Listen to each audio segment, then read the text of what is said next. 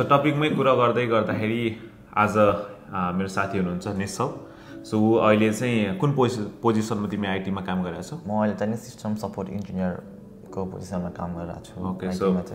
So कस्तो भइरहेछ? I mean like कति नेपालमा हुनुहुने जति स्टुडेन्ट्सहरू हुन्छ जो चाहिँ अब अस्ट्रेलिया आउने सोचिराख्नु भएको छ, प्रोभाब्ली उहाँहरू धेरै जसोले बिआइटी गर्नुभएको छ होला अथवा एमआइटी गर्नुभएको छ होला, फेरि पनि मास्टर्स डबल मास्टर्स लागि आउँदै हुनुहुन्छ अथवा बिआइटी सकेकोले मास्टर्स गर्न आउँदै हुनुहुन्छ होइन। सो यो पोजिसन तिमीले कसरी पायो? अलिकति एक्सपिरियन्स सेयर गरिदियो र के छ त फ्युचर यसमा, लाइक आफूलाई अहिले राम्रो भइरहेछ कि छैन र पछि पिआर पाथवेको लागि के छ, के सोचेछ? अलिकति एक्ज्याक्ट नभनौँ किनभने सबैजनाको आफ्नै प्लान हुन्छ, तर एउटा आफू कुन तरिकाले हिँडिरहेको छ त्यसको बारेमा अलिकति क्लियर गरिदिउँ न। ल अब आइटीमा अब पिआर अहिले गाह्रै छ बट नट इम्पोसिबल। पिआर पाउँछ but you have to be very like त्यो एउटा सर्टेन पोजिसनमा चाहिँ नि आइटीको हुनैपर्छ। म त के भन्छु भनेपछि अब आइटीमा पढ्न आउने विद्यार्थीहरू चाहिँ नि अहिले तपाईँ यहाँ अस्ट्रेलिया आउने बित्तिकै you have to be really focused on getting त्यो इन्टर्नसिप हुन्छ कि के हुन्छ कि। तिमीले चाहिँ कसरी पायो यो आइटीमा? मैले चाहिँ काम अब सुरुमै एउटा म त्यो लिङ्क्डइनमै यत्तिकै ब्राउज गर्दै थिएँ and then I got a पोजिसनको offer where they were just like हुन्छ नि अब त्यो सुरुदेखि नै अब they were like looking for someone to train themselves as a part time role like a student. So I got that offer from LinkedIn. So make sure to use your LinkedIn all the time.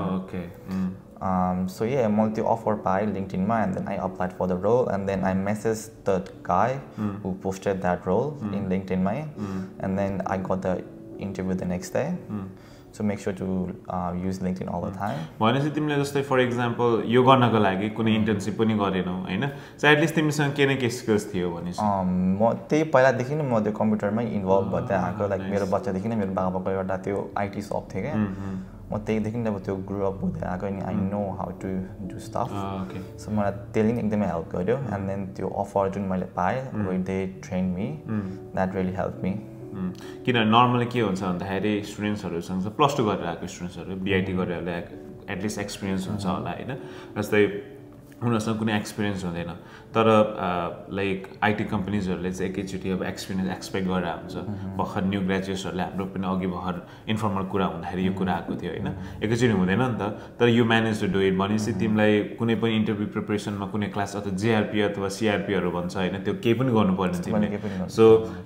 You had the skills पहिला नै, त्यसले तिमीले अब probably सिक्न त सिक्नु पर्यो होला। अफकोर्स यहाँको working culture is different obviously and I would say like part of luck पनि एउटा काम पाउन। So I think luck is also the very important part and as well as just अब त्यो अप्लाई गरेर राख्नु खोजिराख्नु is I think is the most key. Okay, so probably तिमीले अब तिमी चाँडैभन्दा चाँडो ग्रेजुएट पनि हुँदैछौ, प्रोभाब्ली तिमीले प्रोफेसनल इयर गर्ने पनि सोचिरहेको छौ अथवा टिआरमा गइहाल्यो भने र पछि गएर चाहिँ यो यसको पाथवे चाहिँ के छ? लाइक तिमीले के सोचिरहेको छौ? Like either skilled in demand भिजामा जाने सोचिरहेको छौ कि अथवा यसमा कुनै अर्को जेनरल स्किल माइग्रेसन पाथवेमा अघि पनि हाम्रो कुरा भयो के छ? लाइक तिम्रो चाहिँ एउटा ठ्याक्कै त अफकोर्स तिमीले नै अहिले त भन्न सकिँदैन होइन, तर एटलिस्ट तिमी आइटीमा ग्रेजुएट भयो, अब आइटीमै काम गरिरहेको छौ, अलरेडी काम गरिरहेको छौ, तिमीसँग सर्टेन एक्सपिरियन्स पनि छ भनेपछि probably you might be looking for the bigger occupation पनि होइन। सो के छ त अलिकति प्लान भनिदियो न। अब कम्पनी राम्रो छ भने त कम्पनीले if they are happy to sponsor you obviously that's good, but even like अब अहिले त्यो पनि अब लाइक आइटीमा त एकदमै गाह्रै छ भन्न सकिँदैन, जे नि हुनसक्छ at the end for two भन्दा they might not sponsor you at the end. So most important भनेको आफूलाई अब स्किल डेभलप गर्दै गर्नुहोस्। अब just like try to do for certificates, that's the most important कुरा पनि।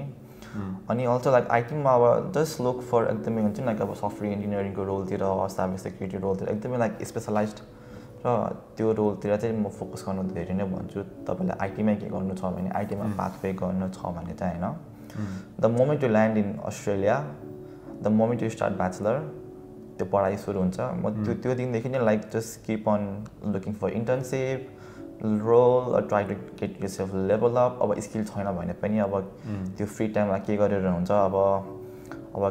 अब like try to do some certificates training त्यो फ्री टाइममा, that will help you a lot. त्यही नर्मली के ट्रेन्ड देखिरहेको छ भन्दाखेरि अ लट अफ इन्टरनेसनल स्टुडेन्ट्सले चाहिँ आइटीमा आइरहेको हुन्छ probably they end of changing different courses के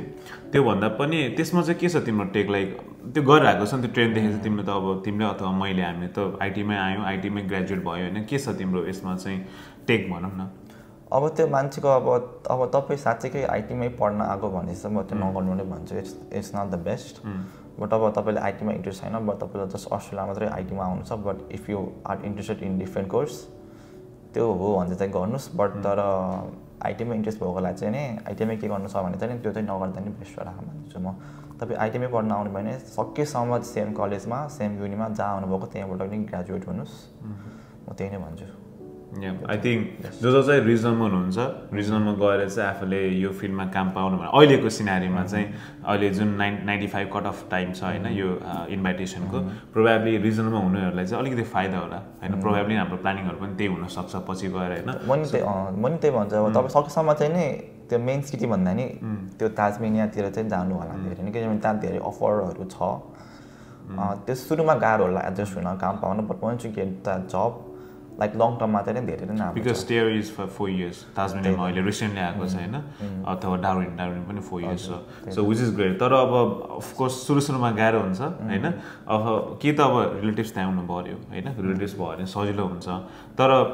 यहाँ सिटीमा आयो भने चाहिँ you end up getting 2 years of टिया आइदर ब्याचलर्स अथवा masters so it's better go to the regional होइन नेपालबाट नेपालबाट त रिजनलमा गयो भने चाहिँ भिजा लाग्ने चान्सेस पनि हाई छ भन्ने कुरा छ तर until unless like it depends on the universities and the countries level जुन नेपाल इज इन लेभल 2 होइन कन्ट्रिज जस्तै युनिभर्सिटी पनि अब युनिभर्सिटी ताजमेनिया छ क्यारे होइन अहिले I think it's in level 1 level 2 भनेपछि गुड फर नेपाल होइन सो त्यही हो ताजमेनिया चाहिँ धेरैजनाले टाइगर हान्नु भएको छ होइन अहिले जाँदा पनि हुन्छ like 4 years of tier and then you can do anything 4 yearsमा त केही न केही त गर्न सकिन्छ नि त त्यही त केही न केही त हुन्छ 4 yearsमा चाहिँ किनभने we can see a lot of people from Sydney र मेलबर्न मोस्टली अथवा अरू कुनै पनि सिटी एरियाबाट ताजमेनिया मुभ भइरहेको कि होइन सो